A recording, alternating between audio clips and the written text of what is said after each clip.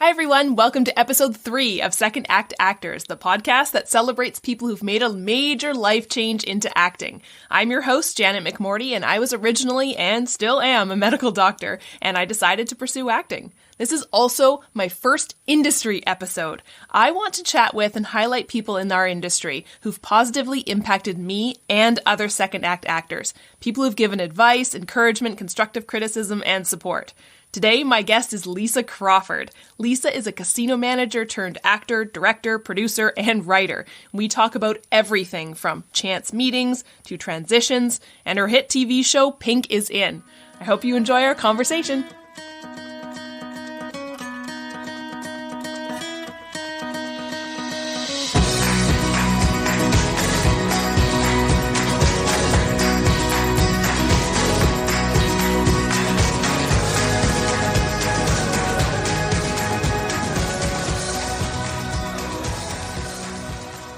Lisa. Hi, thank you for having me on your show. Oh, I'm so excited. I was thinking to myself, I'm a little nervous because you're the first person I've chatted to who we've never actually met before, even virtually. I think that'll make it more interesting. I think so too, and it's funny because a lot of people I've already interviewed or chatted with, I've never met them in person. Okay. It's just been virtual, right? Because that's how we meet all people, and I feel like I know them. And, you know, you and I connected through Trish. Yes. Who I've met for about 5 minutes total in person. Okay. And everything else has just been online. But she's one of those people, as you know, you just feel like you've known her forever. Oh, yes. She's great. The day I really connected with her, I just knew that we're going to be working together and that there was this connection and that we were just meant to meet, kind of thing. That's really cool. Yeah. So I'm so excited to chat with you because you're my first kind of industry person I've had on the show, even though you are an actor as well, too, a second act actor. So, why don't you tell me a bit about your story to getting into the industry and into acting from where you started, because your journey is fantastic. You know, I did get into the business very late in life. I do have to admit that it was one of my childhood dreams because my father had this old 8mm camera, and it was so old that it didn't have batteries. You had to wind up it was spring wound. You wind it up and you'd film. And he also had these films like the old Charlie Chaplin films. There was even a Western film that he had and some other cartoons, Woody Woodpecker. And I used to love watching this as a kid because I grew up in South Africa, you know, which back then there was no television. I grew up without television. It was, you know, just listening to radio stories or actually going to the theater or one of the local halls to watch films. And I just loved films. But, you know, as people grow up, you end up in a different career. I'm actually a qualified elevator technician. No way. Yeah. But then from there, I went into the casino business, which was my first passion. I loved it. It was part of entertainment, and I ended up in the Caribbean for 20 years in Curacao before I emigrated to Canada. But it was only after my son grew up. My wife had passed away in 2010. And then I had started my transition and my son moved out.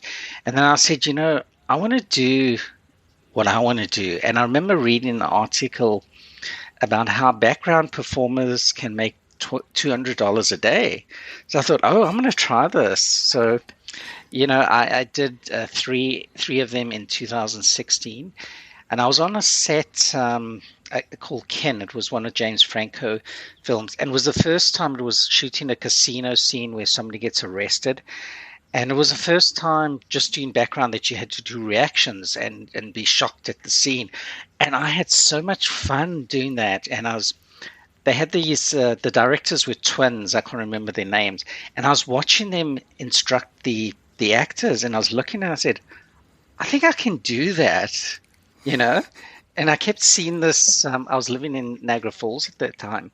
And I kept seeing this ad on Kijiji, you know, acting lessons by a gentleman by the name of Livingston Beaumont. And I eventually called him up. It was in December, and he set up, my first lesson was the 17th of December. And I think it was one of the best things I did because he really gave me a little insight into acting, and there were 3 stages he did, and I just started that, and I got my very first role the next month actually on a student film. It was called Captured, and it was just silent on camera, but it was a great experience. I really had fun doing that, and then after that I got a few other roles, and then eventually earning my first actor credit on Umbrella Academy. Oh, wow. Yeah, it was the opening scene of the very first episode. And that is actually where Trish and I actually connected, was actually on that show. She was, Really? yeah, she was one of the special skills people with the swimming and they had pushed me into this booth matron that I was doing there. And I just remember standing there, and then all of a sudden she appeared in front of me. And she started talking to me, and I said, "Wait, aren't you aren't you Trish from My Roommates and Escort?" And we just ended up chatting the whole day. That's how I did. But it was actually in 2018 that I decided, my passion was really about filmmaking. So I did my first 2 films. It was What If and Death Game. Yes. And they actually, fortunate, we got into quite a few film festivals around the world. But then in 2019, I met up with Darren Stewart Jones by chance on set, and he was a playwright, and he said, he'd love to get into film, and he had 2 plays, and we did his film. It was a play called Digging Up Dorothy, and by then I'd slowly started connecting with other people and really getting experience. The first 2 films, the very first film, What If, was a very small one, but Death Came, I got involved with other students, passionate students, and that to me was my real film school, I'd say, Death Game. By the time I reached 2019, I was connecting with the right people, and we did Digging Up Dorothy, and it was when I actually came up with the idea of Pink as In, and we shot a teaser with a bunch of friends in the end of December 2019, and we were very fortunate to have the show picked up right during the pandemic, and we shot it during the pandemic, and that was season 1, and now we were very fortunate. We got season 2, which we just finished. We're in post-production, but interesting with that, and that is where I chose Trish. When I came up with that idea, the first person I thought of the role was Trish. I said, I want her to play the tough top dog character. Top dog. Yeah. You'd only met her in playing at the Umbrella Academy? Well, I actually bumped into her before, funny enough, but we never really connected. I remember I was just I said, okay, I need to make inroads in the film business, and I happened to come across, they were doing a promotion for My Roommates and Escort, and they said, if you follow all these, you get invited to our red carpet event. So I did all that, shared them, watched the episodes, and I got the invite, and I briefly met Trish. I even got a photo taken with her and Katie, but we never really got a chance to really chat. It was only on Umbrella Academy because of that interaction that we did, and then we communicated back and forth. I remember I helped out with a job doing patient role playing. I used to do that for one of the medical schools. Yes. So that was. Were you at McMaster? No, it was actually one in Toronto. It wasn't. Okay. I can't remember exactly the name of them, but yeah, they did a lot of especially the foreign doctors, because they had to redo their whole, even though they were trained in their countries, they had to redo everything. But it was a real interesting thing, and being able to hone your skills and acting skills. That's so funny because I went to medical school at McMaster, and we had to do a ton of that with the standardized patients, as they're called. Yeah. And I remember so many of them being from theater schools or actors, and because I'm like, yeah, that pays pretty good, and I get to hone my skills. Yes. Play a psychiatric patient, play this patient. And I was like, I never would have thought about that. It's brilliant. It is. It can be tough at times, because I remember there were times when I can't remember how many, they'd have so many students, and you have to do that same thing over time. I remember I got given depression one day, and I think I had about 30 students in that, and I actually made myself cry on demand like 22 times out of the 30. Oh. Eventually, I was dried up from tears. It was because I would really sort of throw myself into the role of it.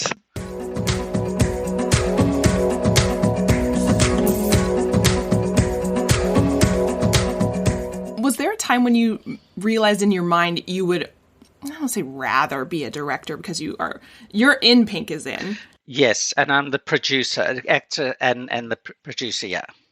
Was there a time when you said, oh, I really want to be the producer, be the director? Or has that always been kind of lingering there? Was there something that you saw? Well, I know you mentioned in Umbrella Academy, the director, but was there always kind of something, like, especially with your work in the casino, that kind of is similar to the work in the entertainment industry? Yes, that was, funny enough, when I was a kid, my father had this old book, and I was so fortunate I managed to find it, and I actually brought it to Canada. It was from the 1940s and was from one of the cigarette companies, and you had to collect these cards from the cigarette, and it was all about films, classic films and the Oscars and everything.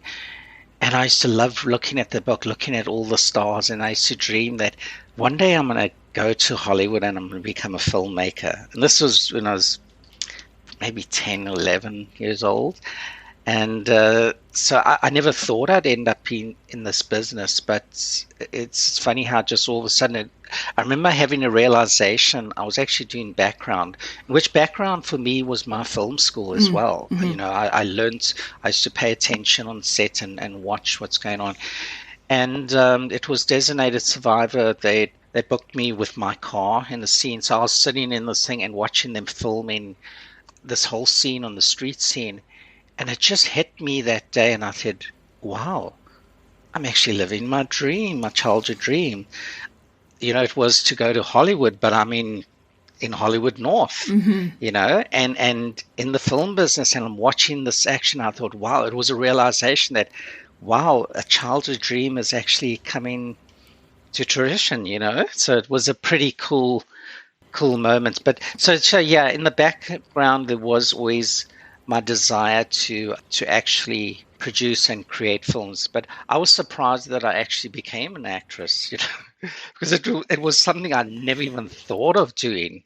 It was just that one day being on set and just being inspired by it. But a funny thing, being transgender, when I had my first principal agent, and she was interviewing me, and she says, so what acting experience do you have? So I said to her, well, for most of my life, I had to act the role of a male. So that was acting.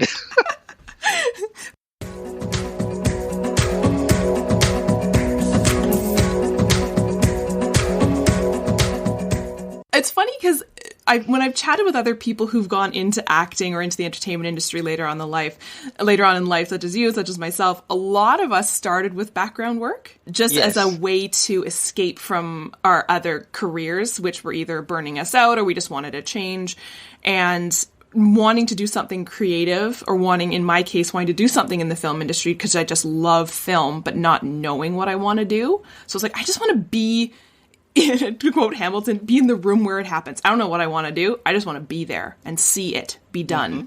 And then hopefully I'll get guidance from there. But it's incredible how many people have gone through the background route and decided, ooh, I want to direct. Oh, I want to act. Oh, I want to do producing. It is. I really think it is a good route. There is that little stigma with certain agents. They say, oh, you must either be a principal actor or background. But it's like my acting coach says, I'd rather stay in my lane. Because some people who are actors, they might be working at a supermarket or in a bar and then waiting for that one role. But at least with background gets you more on set and you learn. If you apply yourself, you can learn. And where else, I always say it was my film school, because where else do I get the chance to see some of the top directors in the world?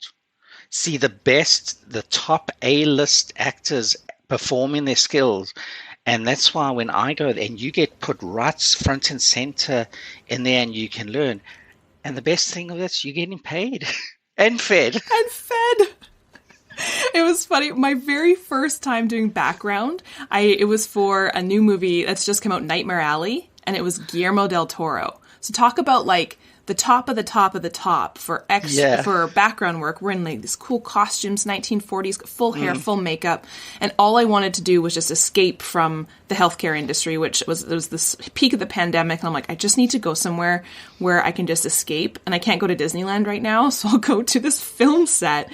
And yeah, it's like watching a masterclass in directing, in acting, and also you get to meet all these people that I would have never met ever if I had not escaped that little bubble of my career. That is so true. The amount of connections of people, I've met on set, and just the interesting things. I remember I was on a show and met up with a musician, a jazz musician who grew up with George Benson, and he was telling me stories about George Benson. I used to love listening to his music. So it's you get to meet all these people. And the interesting thing with Pink is In is that it was created, written, produced, and cast by four of us that we had met doing background. So four of us from Pink is In, that's where it started. Wow. And that is where I had some of the actors and actresses that were on Pink is In are people that I met on set. And I was actually, I got inspired by the show actually doing background on a show called New Eden. I was playing a prisoner, and I had to I had to intimidate one of the leads in the show. And the friend of mine, Caroline, she was playing a prison guard, and we had so much fun that day. I walked up to her when we wrapped, and I said, "You know what, Caroline, we have to do a comedy about a female's prison."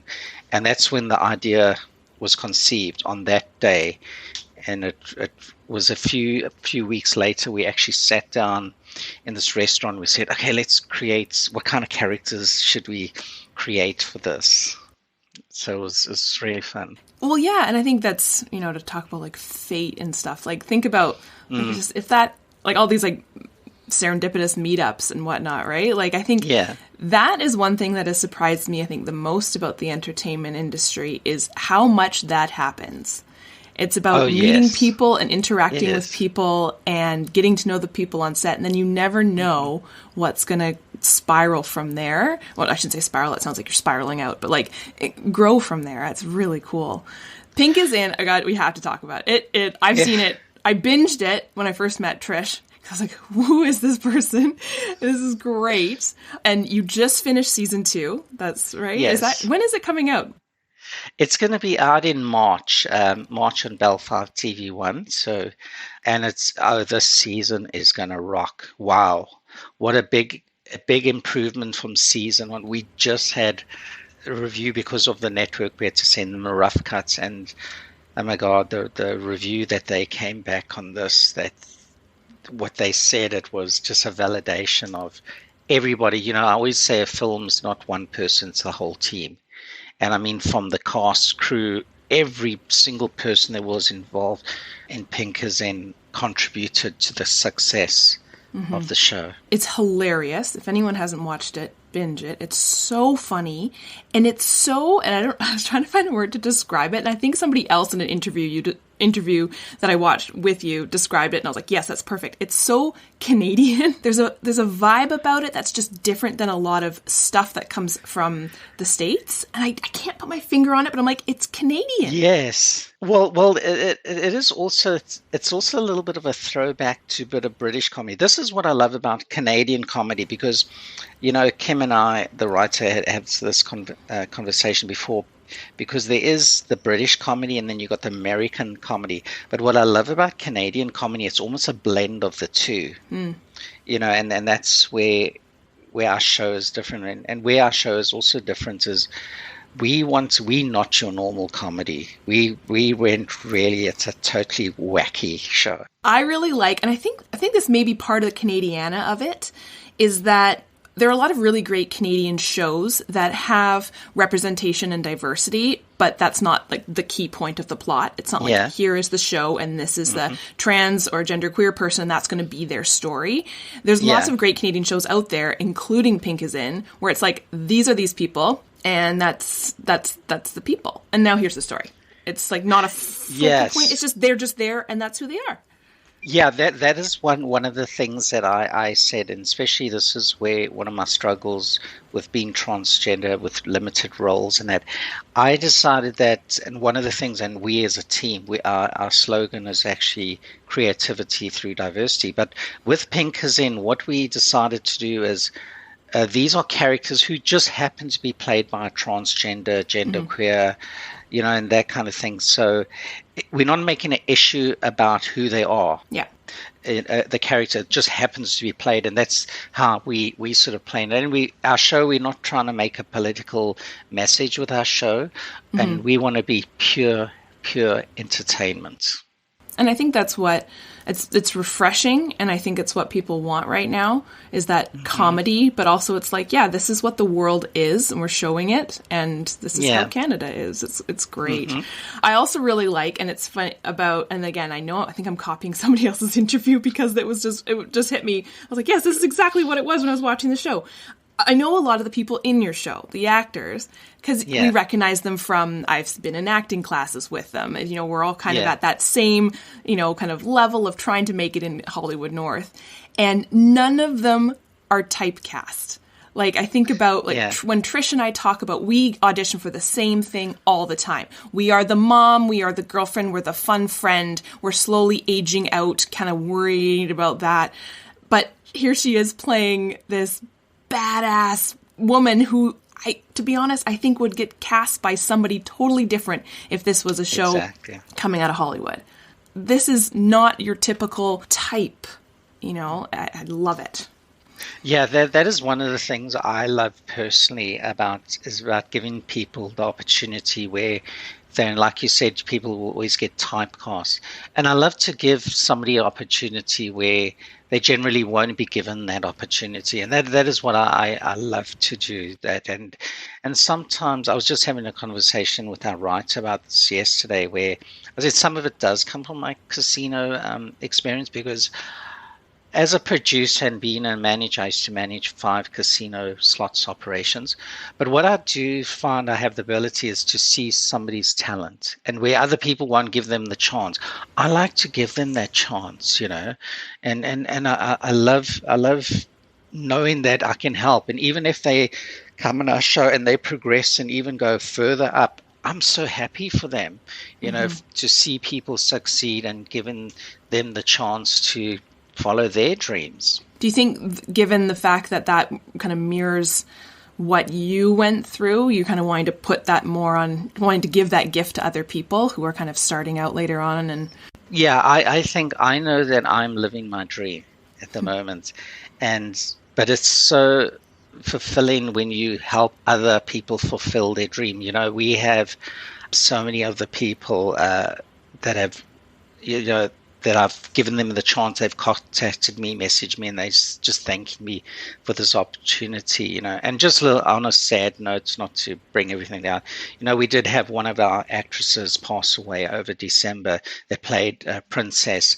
But I remember her actually telling me, and this is just before we filmed season 1, she called me up on the phone, and I always say it's the old-fashioned way because everybody's texting these days. Yeah. I love it when you actually speak to somebody on the phone. And I remember Cheryl just saying to me how much this opportunity meant to her to play a principal role on a television show, and even we introduced a really great actress, Alexa. She's a little person, and when we wrapped her, she came up to me and gave us a gift, and she wrote this beautiful letter just thanking her for the opportunity for this, because she gets typecast because of being short. She's always typecast in certain roles, but to give people that opportunity, I think it's just, I love it. It just makes me so happy to see other people's dreams being fulfilled. Oh, that's wonderful. That's wonderful. Has anything really surprised you about the entertainment industry?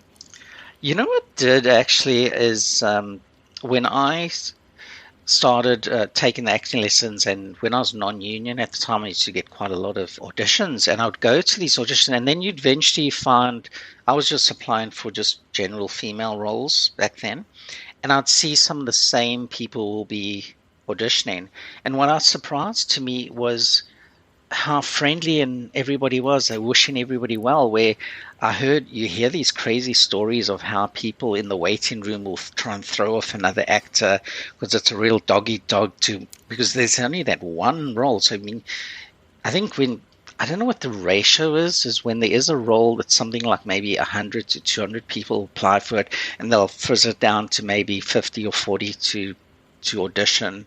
So the odds are really stacked against you for the role. So, but I really found out, I was surprised, pleasantly surprised that, and this is especially amongst the female, the actresses. I don't know if that's the same with the males, but I was really pleasantly surprised by that. I would definitely agree with you. That's been the biggest surprise for me as well, too, especially in like how generous people can be.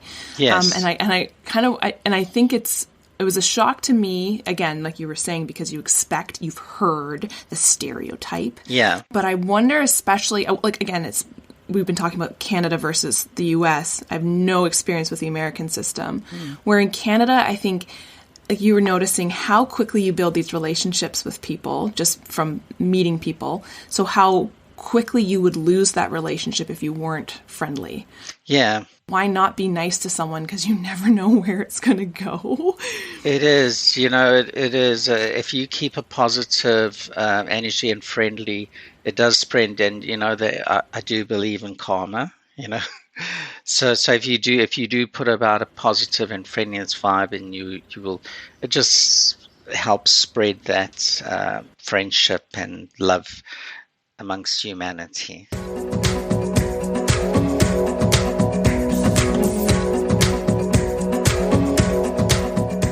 As somebody who, I know you've got the background in acting, but also the directing and producing, you've met a lot of actors and met some people who, like Trish and even yourself, who were not always actors. They did stuff and then transitioned into acting. Tell me about actors. Like, what's your experience with them, especially people who just later on in life have chosen to do this? Do you notice a difference between people who've been doing it since they were kids and went to theater school?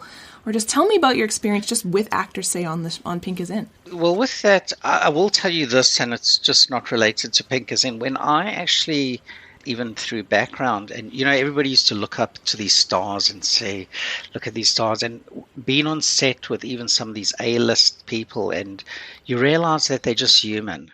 And some of them are really nice people. They'll actually sit and talk to you. I've been on sets in Toronto where the leads will come and introduce themselves to me and just start talking to me.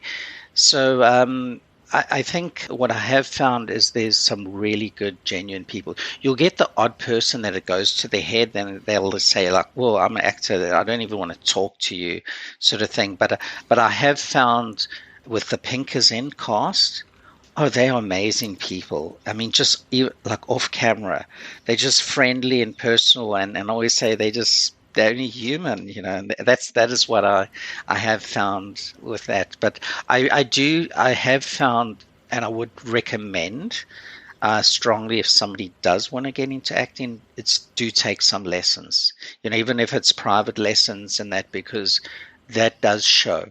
And especially in Pink is In, we have a few of our cast members that have really gone to some really good acting schools and taken some really good lessons, and it shows. It does show. And that kind of transitions to a question that I love asking. If you have any other advice for someone who's kind of at that point saying, I'm not really happy with where my life is going right now, I want to get more creative.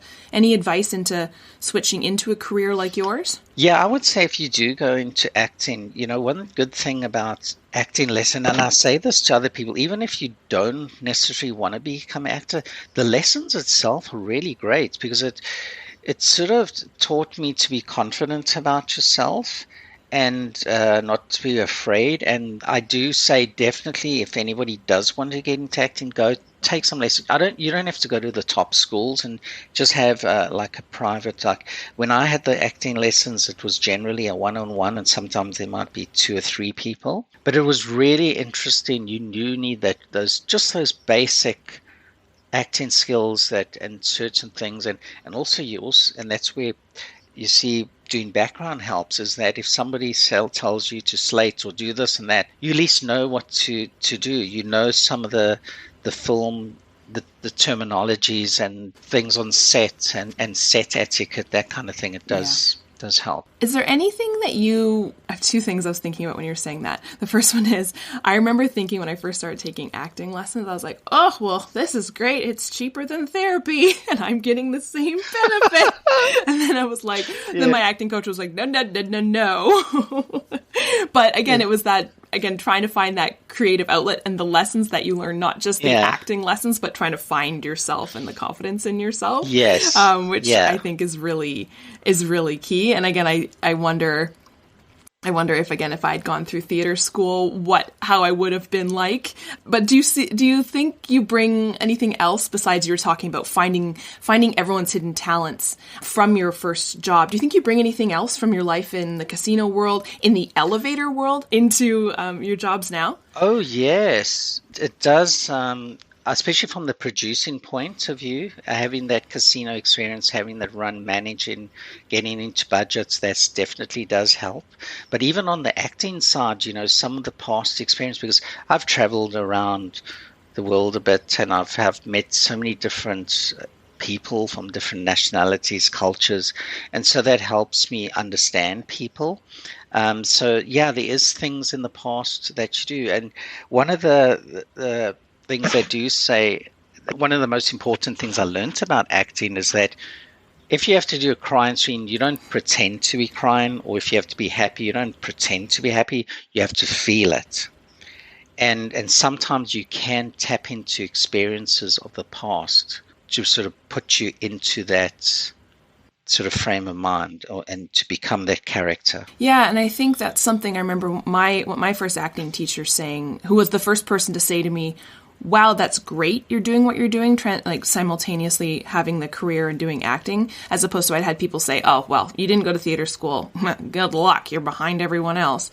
And somebody saying to me, no, like, you have so much more of a history, of a past to pull from. And I think that's real, not just for acting, but just for interaction with humans in general, but definitely for acting. No, definitely, because, being an actor, you have to realize that there could be various roles, I've played what you are, a doctor. I've played doctor before. You play a nurse or something like that. But yeah, you can actually tap into those experiences, and it does bring a bit of realism to the character if you do have that experience in the past that you can tap in. So it definitely does help. Life skills, definitely. I remember my acting coach actually saying to me, everybody at some point in their life has done some acting.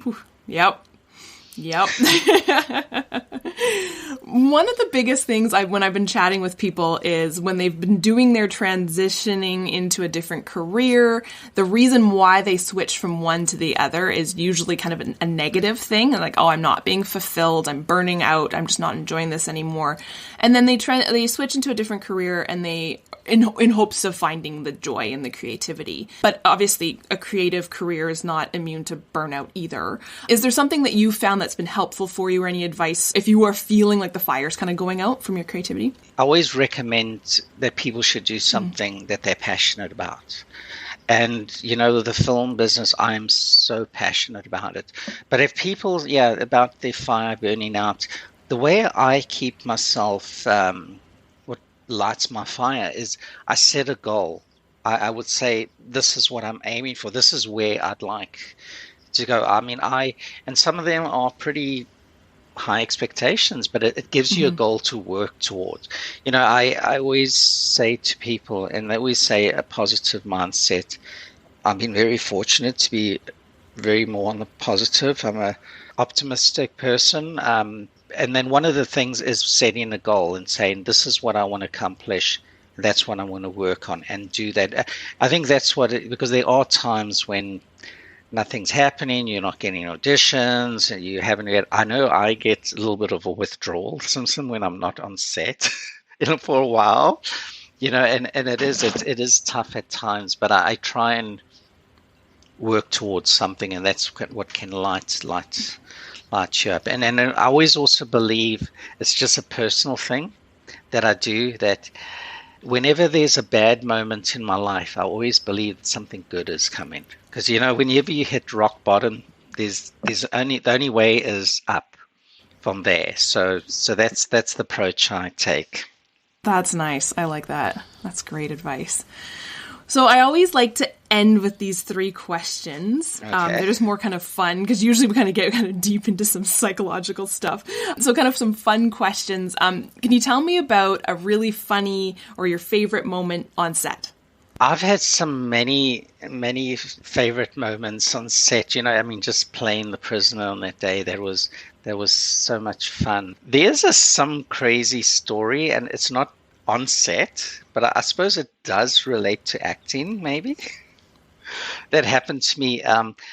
It was when I came to Canada after the casino business. I went in the vending business, and I just started my transition when I started with the vending. So I was at a moment where I had to switch between male and female roles, and I just had these machines that were arriving at my storage. So I get a call from the storage guy and say, "Oh, your machines are there," but he's only met me as my male self, and I'm as a female. So I'm thinking, okay, how do I handle this? So I said, I'll tell you what, I'm sending my sister down there to handle the problem.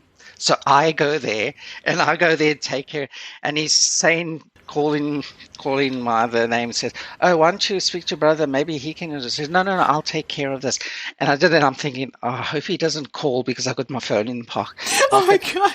So anyway, I sort out the problem. And I go back home.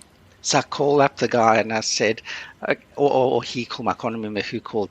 So now he's telling me, he thinks he's speaking to now the male, my brother, and he's telling me all what transpired. I said, yes. And I knew exactly what went on because I was there. Yeah.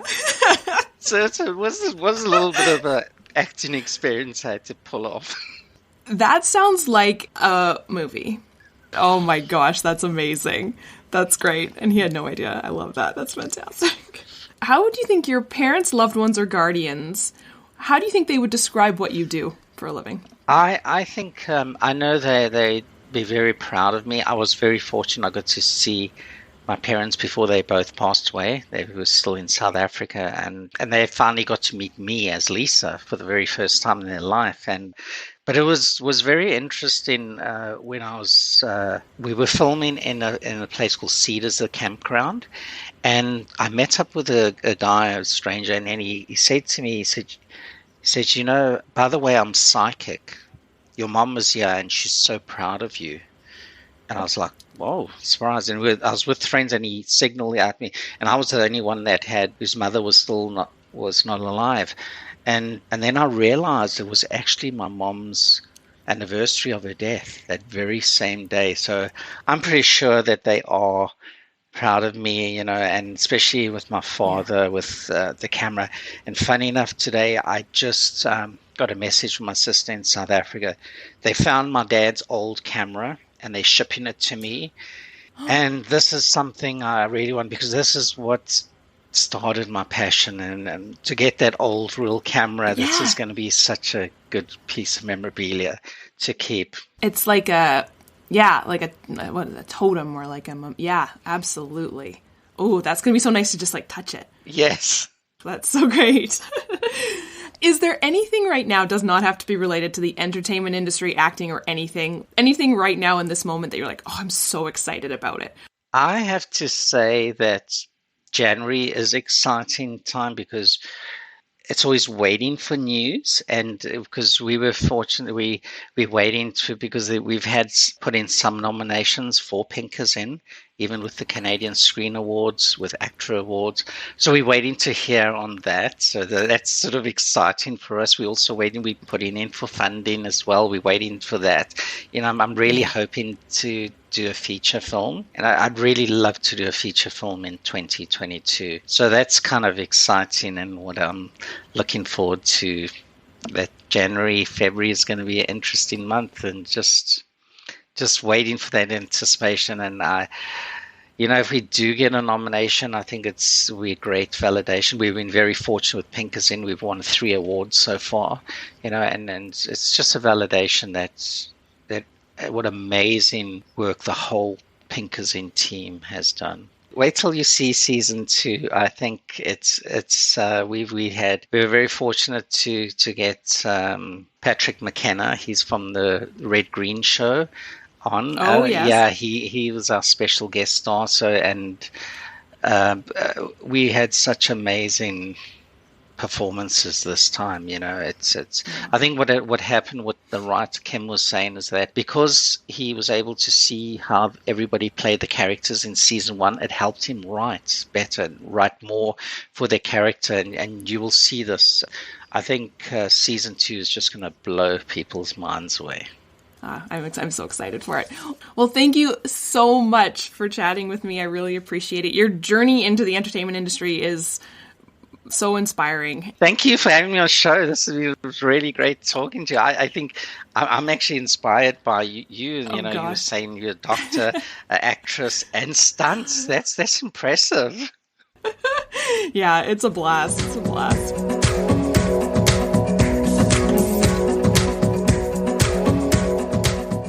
Thank you for tuning into our conversation, and thank you, Lisa, for being so generous with your time and story. I love what you said about the importance of forming long-standing connections with others in our community. I'm really learning how important and honestly joyful that is. On our next episode of Second Act Actors, I talk with an engineer and tech guru turned actor about optimization, team sports, and Dexter's Lab. I hope you'll join us. Second Act Actors is produced and edited by me, Janet McMorty. Theme music by Guillaume. Additional sound editing by David Studio. Additional video editing by Jackie Wadoer. Show notes written by Sarah Hopkinson. I record using Riverside FM. If you're interested in developing an interview-based webcast like mine, I highly recommend this platform. Shoot me an email and I'll direct you to the wonderful folks there. If you or someone you know is interested in being a guest, email me at secondactactors@gmail.com. Don't forget to like, subscribe, and share with your friends. My love language is words of affirmation, so compliments, constructive criticism, and feedback are always welcome and encouraged. Negative Nancys, Judgy McJudgersons, or Debbie Downers, unless you're Rachel Dratch, regarding me or my guests are not welcome. It takes serious courage to share your story with the world, so if you're tempted to negatively comment about someone else's story, please ask your therapist why you're such a garbage person. Save the drama for the stage. On that happy note, I hope you'll tune in next week for another episode of Second Act Actors. Bye!